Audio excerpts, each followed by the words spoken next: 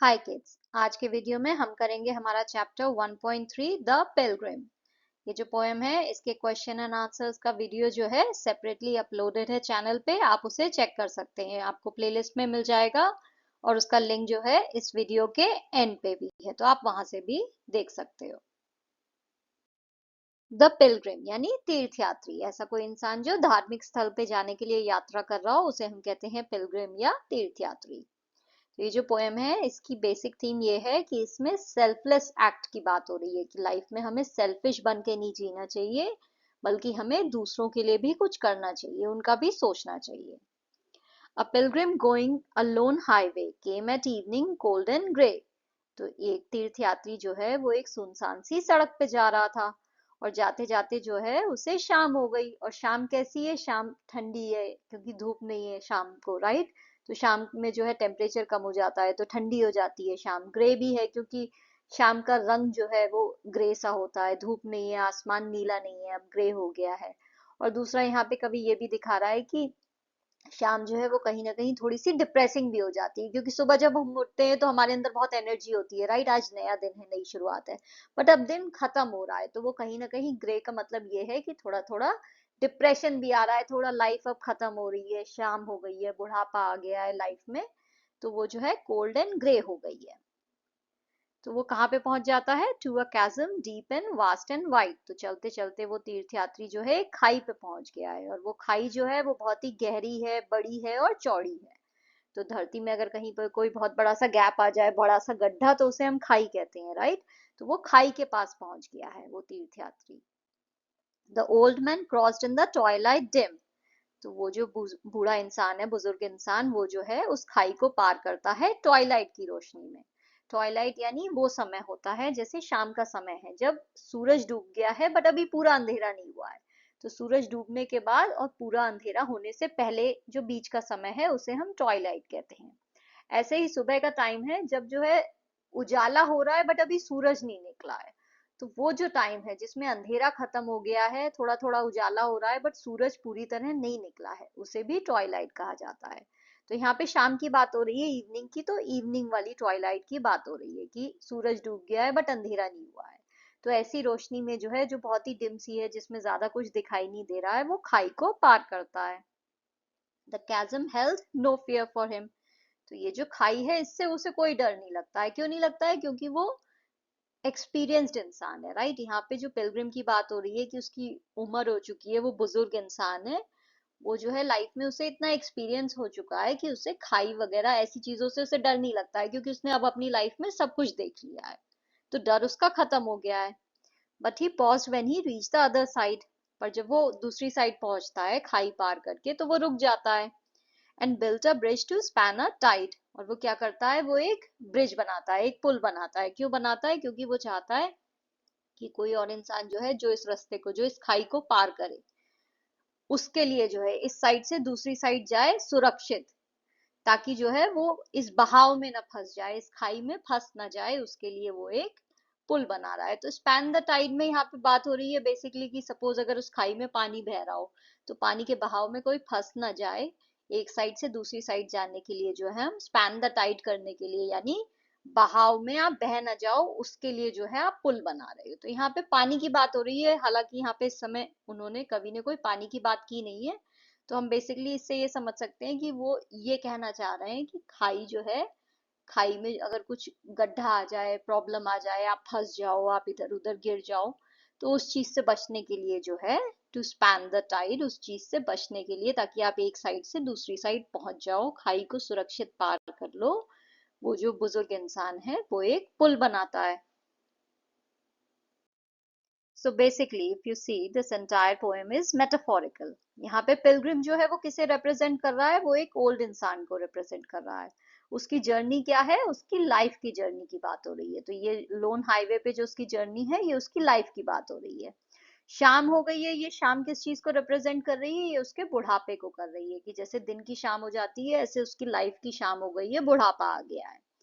कैज़म जो खाई है वो उसकी लाइफ में जो जो प्रॉब्लम्स आती है उसे रिप्रेजेंट कर रही है। ट्वाइलाइट डिम का मतलब है कि धीरे धीरे शाम हो गई है, लाइफ अब खत्म हो रही है, तो अंधेरा हो रहा है। ब्रिज का मतलब हुआ कि लाइफ में जो जो प्रॉब्लम्स आती हैं उसका सॉल्यूशन आप कैसे ढूंढ रहे हो, क्या क्या उसका सॉल्यूशन है। तो पूरी पोएम जो है वो मेटाफोरिकल है, उसमें आपको पिलग्रिम के माध्यम से जो है एक ओल्ड इंसान की लाइफ की जर्नी के बारे में बताया जा रहा है।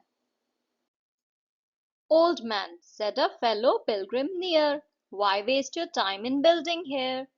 तो उसके साथ एक जो साथी तीर्थयात्री उसका होता है, वो वहां से जा रहा होता है, वो उससे कहता है, अरे ओ बुजुर्ग इंसान, तुम अपना टाइम क्यों वेस्ट कर रहे हो यहाँ पे पुल बना के? Your journey ends with the close of the day, you never again will pass this way. तुम्हारी यात्रा तो खत्म हो गई, क्लोज ऑफ द डे यानी दिन खत्म हो गया है, तो तुम्हारी यात्रा भी खत्म हो गई है, शाम हो गई है, तुमने दोबारा इस रास्ते से कभी जाना नहीं है, तुमने जो है ये खाई पार कर ली, तो अब ये पुल बना के क्या फायदा, तुमने तो वापस जाना नहीं है। You have crossed the chasm deep and wide. Why build ye here at eventide?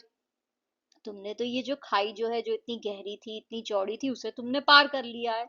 तो यहाँ पे ये जो तुम बना रहे हो पुल, इस शाम के समय में इतनी रात होने जा रही है और तुम ये पुल बना रहे हो, तो ये किसके लिए बना रहे हो? तुम्हें तो कोई जरूरत नहीं है इसकी।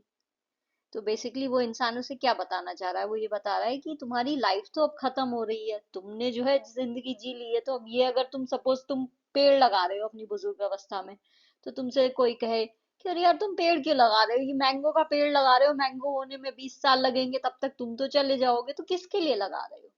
तो ऐसे ही वो बुजुर्ग इंसान जो है, जो दूसरा पिलग्रिम है, वो इससे कहता है कि भाई तुम ये क्यों कर रहे हो? तुम्हारी यात्रा तो खत्म हो गई है, तुमने वापस जाना नहीं है, तो ये पुल किसके लिए बना रहे हो? The pilgrim raised his old grey head. My friend in the path I have come, he said. There followeth after me today a fair-haired youth who must pass this way. तो वो जो तीर्थयात्री है, वो अपना सफेद बालों वाला जो सर है उसे उठा के जो है दूसरे तीर्थयात्री को देखता है और उससे कहता है कि मेरे दोस्त, ये जो रास्ते पे जिस पे मैं आज आया हूँ, जो खाई है जिसे आज मैंने पार किया है, इसी रास्ते पे जो है एक दिन मेरे बाद कोई और आएगा, और वो जो इंसान है जो मेरे बाद आएगा वो होगा एक युवा इंसान, वो यंग होगा, उसे लाइफ में इतना एक्सपीरियंस नहीं होगा, उसके बाल खूबसूरत होंगे, वो अभी भी सपनों की दुनिया में होगा, उसे लाइफ की रियलिटी अभी इतनी पता नहीं होगी। The chasm which held no fears for me, to the fair-haired youth may a pitfall be. तो ये जो खाई है जिससे मुझे बिल्कुल डर नहीं लगा, ये खाई मुझे नहीं डरा पाई, बट हो सकता है वो जो युवा इंसान है जिसे लाइफ में इतना एक्सपीरियंस नहीं है, उसके लिए ये एक ट्रैप की तरह हो, वो इस खाई में फंस जाए, गिर जाए, चोट लग जाए। He too must cross in the twilight dim, और उसे भी ये खाई जो है ये इसी ट्वाइलाइट की रोशनी में पार करनी होगी, मतलब मध्यम सी रोशनी होगी, डिम लाइट होगी, ज्यादा कुछ दिखाई नहीं देगा, तो खतरा होगा उसके लिए ज्यादा, क्योंकि उसे एक्सपीरियंस नहीं है, वो यंग है। My friend, I am building this bridge for him, तो इसलिए मेरे दोस्त, ये ब्रिज मैं उस इंसान के लिए बना रहा हूँ जो मेरे बाद आएगा, यानी मेरे आने वाली जो पीढ़ी है उसके लिए ये मैं कर रहा हूँ।